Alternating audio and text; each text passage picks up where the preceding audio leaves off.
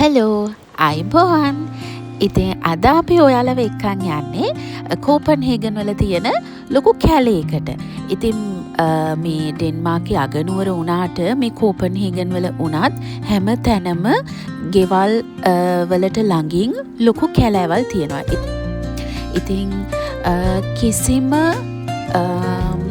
අනවශ්‍ය සද්ද බද්ද වලින් තොරව හැමෝටම නිදහසේ ඇවිදින්න එක්සසයිස් කරන්න ඕනෙම දෙයකට එතකොට බල්ලෝ පූසෝ තමන්ගේ සුරතල් සත්තු අරගෙන ඇවිදින්න පුළුවන්කම තියෙනවා මේ කැලෑව ඇතුලේ.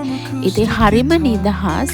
මං හිතනවා ඇත්තටම මේ විදිහට හොඳ පරිසරයක් මිනිසුන්ට ජීවත් වෙන්න හදලා තියෙන එක ලොකුම හේතුවක් වෙන්නේ නැති කෝපන්හේගන් ලෝකේ ජීවත් වෙන සුදුසුම නගර ශ්‍රේණිගත කිරීම වල දෙවන ස්ථානයට වසර ගණනාවක් තිස්සේ පත් වෙලා තියෙනවා.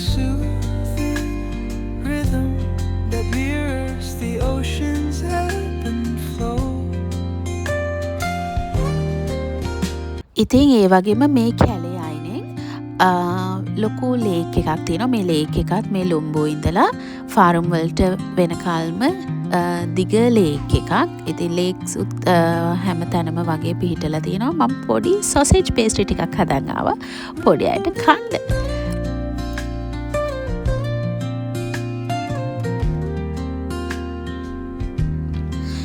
දැන් නම් ස්ප්‍රින්ග් ඔෆිෂියලි පටන් අරගෙන තිබුණා වුණත් තාමත් සීතලයි පරිසරය. මේ විදියට පාත් හදලා තියෙනවා කැලේ මැද්දෙන් කට්ටියට පයින් යන්න. ඉතින් මේ ලේක් වින්ටර් එකේදී සම්පූර්ණයෙන්ම මිදිලායි තිබ්බේ. දැන් හරිනම් ස්ප්‍රින්ග් සීසන් එක පටන් අරගෙනයි තියෙන්න ඕනේ. ඒ තාමත් මේ ලේක් වල උඩ අයිස් තට්ටුවක් තියෙනවා ඒ විදිහටම. ඉතින් මේ විදිහට මිනිස්සු කැලේ මැද්දෙන් ඇවිදිනවා. හොඳ වාතාශ්‍රයක්, ඇඟට හොඳ ව්‍යායාමයක් ලබා ගන්න.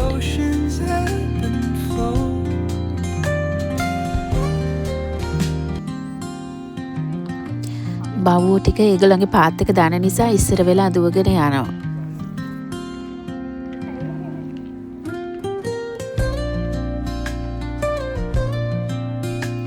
ඉතින් ඒ වගේම මේ කැලේ ළඟම පිහිටලා තියෙනවා අස්සයෝන් ඉන්න, ඒ වගේම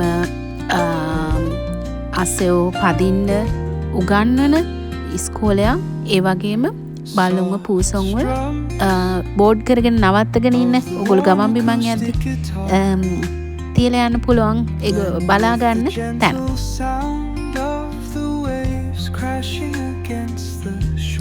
ඉතින් අස්සයන්ටත් සීතලට ඇඳුම් අන්දවල තමයි තියෙන්නේ. නැත්නම් ඒගොල්ලන්ටත් සීතලයිනේ පරිසරය.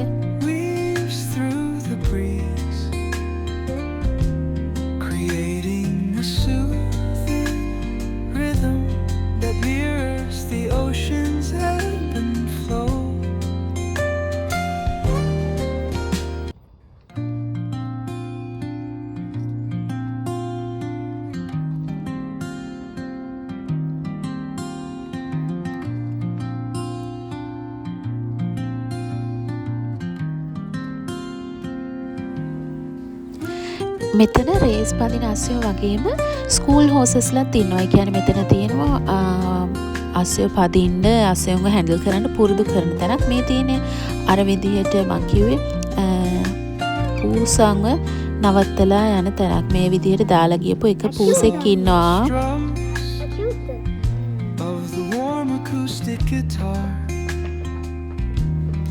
මේ විදිහට එක සතෙක්ට එක කේජ් එක ගානේ තියෙනවා. ඉතින් මේ තියෙන්නේ අස්සයෝම අරන් යන වාහනේ. මේක කාර් එකකට වෑන් එකකට සම්බන්ධ කරලා අස්සයයි ඇතුලේ දාගෙන ගෙනියන්න පුළුවන්.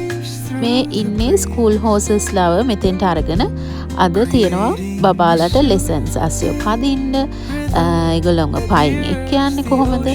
ඒ වගේ හැම දෙයක්ම අර පොඩක් ඈතින් තියෙනවා උඩින් පැනලා යවන්නේ කොහොමද අස්සෙන්ව කියලා.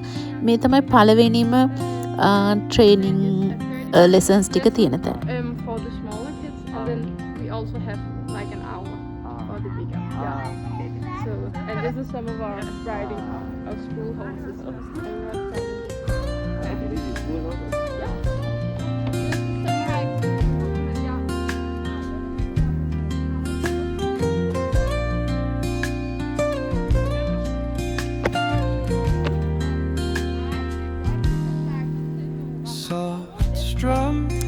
ඉතින් අසෙන්ගේ මල අපද්‍රව්‍ය වලින් මේගොල්ලෝ පොහොර හදනවා. ඒ විදිහට අර තියෙන්නේ පොහොර හදලා පැකට් කරලා.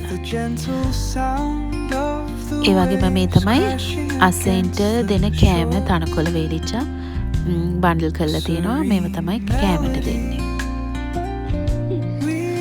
කාසෙක් නම් අන්න පිට කහ ගන්නවා බිම.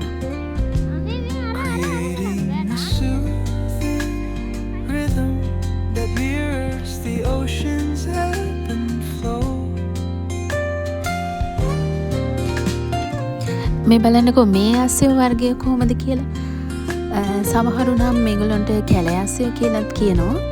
ඒගොල්ලෝ හරිම වෙනස් සාමාන්‍ය අස්සයින්ට වැඩිය. ඒගොල්ලන්ගේ සද්ද කොහොමද කියලා චුට්ටක් බලන්නකෝ.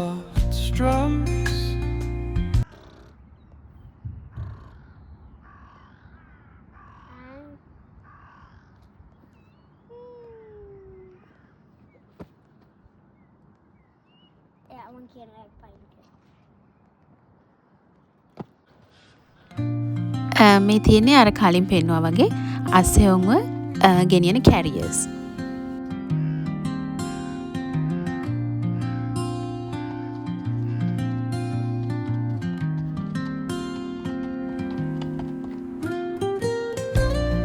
ඉතින් මේ අස්සයෝ ඉන්න තැන මේ කැලෙත් එක්කම හරිම ලස්සන කැනල් එකක් තියෙනවා. බලන්නකෝ මේ කැනල් එකේ තාමත් උඩ පොඩක් මිදිලයි තියෙන්නේ. බෝට්ටු එහෙම අනිත් පැත්ත හරවලා තාම තියෙන්නේ. ඒ වගේම ලස්සන සෝනා එකක් බෝට්ටු පදින තැන එක හරිම ලස්සන දවසක් ගත කරන්න පුළුවන් තැනක් තමයි මෙතන ඉස්සරහා තියෙන්නේ. අපි ගිහිල්ලා බලමු. අපි කලින් ළඟට ගිහිල්ලා බලපු අස්සය ටික තමයි අපිට මේ පහලින් කැලේට යද්දි පේන්නේ. උඩේ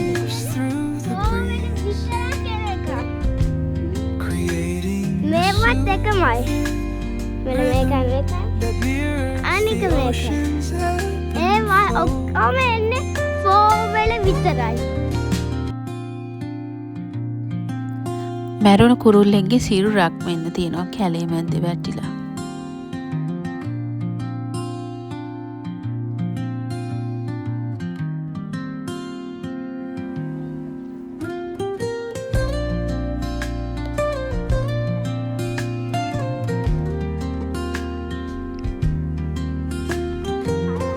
මේ පේන්නේ අර ළඟට ආවහම මේ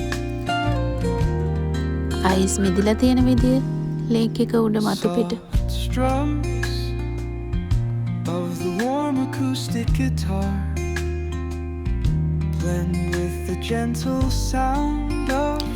පැහැදිලි වතුර පොඩක්වත් අපවිත්‍ර වෙලා නැහැ. ඒ වගේම හරීම නිස්කලංකයි, හරිම නිදහස්.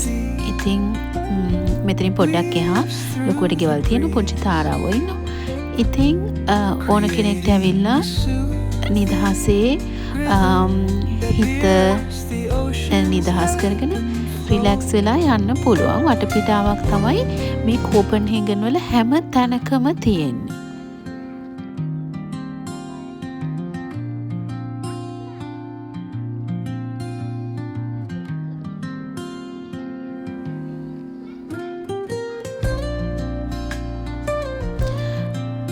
පාලම මෙහෙම පොඩක් උස්සලා හදලා තියෙන්නේ මේ කැනල් වල පොඩි බෝට්ටු යන නිසායි.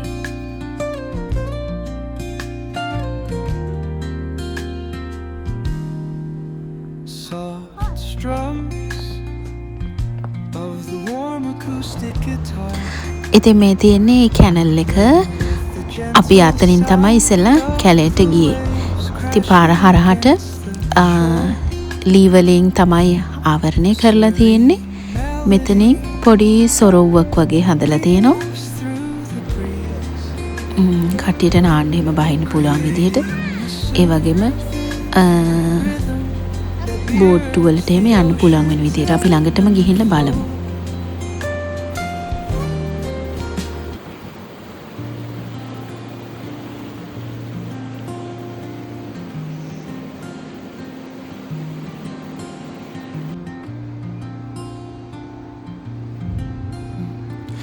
මාළු අල්ලන්න එපා කියලා තමයි බෝඩ් එකක් දාලා තියෙන්නේ. ඉතින් දැන් ඔන්න ස්ප්‍රින්ග් එක ළඟයි කියලා පේන්න අපිට පුංචි මේ විදිහට වේලිච්ච කොළ අතරින් මතුවෙන මල් දකින්න පුළුවන්.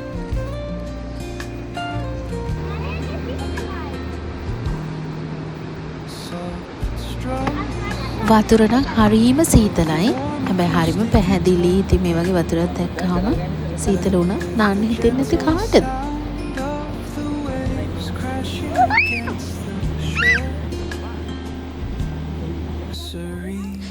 මාළු ඇමක්. මේ තියෙන්නේ සෝනා එකක්. ඉතින් මේක ඇතුලේ තද රස්නෙන් තියෙන්නේ. මිනිස්සු ඒක ඇතුලේ ඉඳලා ඇඟ ඔක්කොම රත් කරගෙන උණුසුම් කරගෙන කෙලිම මේ සීතල වතුරට බහිනවා.